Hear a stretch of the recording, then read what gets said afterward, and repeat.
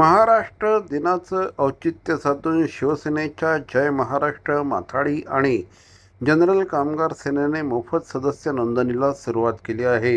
शिवसेनेच्या माध्यमातून कामगारांना न्याय मिळवून देण्याबरोबरच कामगारांच्या पार्श्वभूमीची ही संघटनेकडून तपासणी केली जाईल।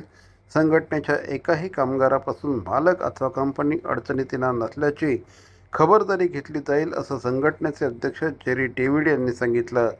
शिवसेना प्रमुख बाळासाहेब ठाकरे, धर्मवीर आनंद दिघे आणि उपमुख्यमंत्री एकनाथ शिंदे यांच्या नेतृत्वाखाली आनंद आश्रममध्ये शुक्रवारी सदस्य नोंदणीचा शुभारंभ करण्यात आला। यावेळेस अध्यक्ष जेरी डेव्हिड यांच्यासह कार्याध्यक्ष राजेंद्र सुर्वे, उपाध्यक्ष राजा ठाकूर आदी उपस्थित होते। उपमुख्यमंत्री एकनाथ शिंदे यांनी नागरिकांच्या आणि कुटुंबांच्या सुरक्षेला सर्वोच्च प्राधान्य दिलं आहे। त्यानुसार राज्यात स्वच्छता कर्मचारी, घरेलू स्त्री-पुरुष कामगार, चालक, सुरक्षा रक्षक, प्लंबर, सुतार, इलेक्ट्रिशियन, गीका कर्मचारी तसंच आदींची सदस्य नोंदणी केली जाईल। या कर्मचाऱ्यांची पार्श्वभूमी आणि कागदपत्रांची तपासणी केली जाईल। त्याबाबतचा अहवाल, सर्व माहिती पोलिसांना दिली जाईल।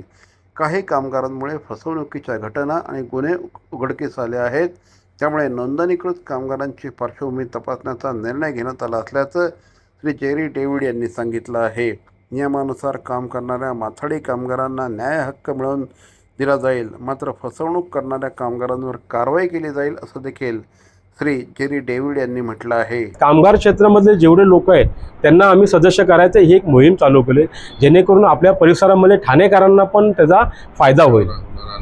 त्यांच्यावर म्हणजे एखादा आपल्याकडे कामगार काम करतो, तो कामगार कुठनं आला, त्याच्याकडे आयडी आहे का नाही, काय आहे त्याची पण आपल्याला माहिती भेटेल आणि पक्षाला पण आपला एक सदस्य भेटेल। कामगारांचा फायदा हा होणार का, कामगाराला आज काय आहे, हे जे कामगाराला पहिले जे कंपनी बेनिफिट द्यायचे, प्रायव्हेट लिमिटेड कंपनी द्यायचे, सरकार नोकरीवाल्यांना भेटायचं, ते कामगारांना भेटत नाही। मग ते फायदा आमच्याकडनं, आम्ही आमच्या पक्षाकडनं त्यांना कॅम्प वगैरे लावून तुम्हाला मेडिकल इन्शुरन्सचा विषय कसा करायचा, त्यांना हेल्थ इन्शुरन्सचा विषय, बाकी त्यांना एखादा कामगाराला काढलं कामावरनं तर त्याच्यासाठी बोलणारा पक्षपाती त्याचा राहील।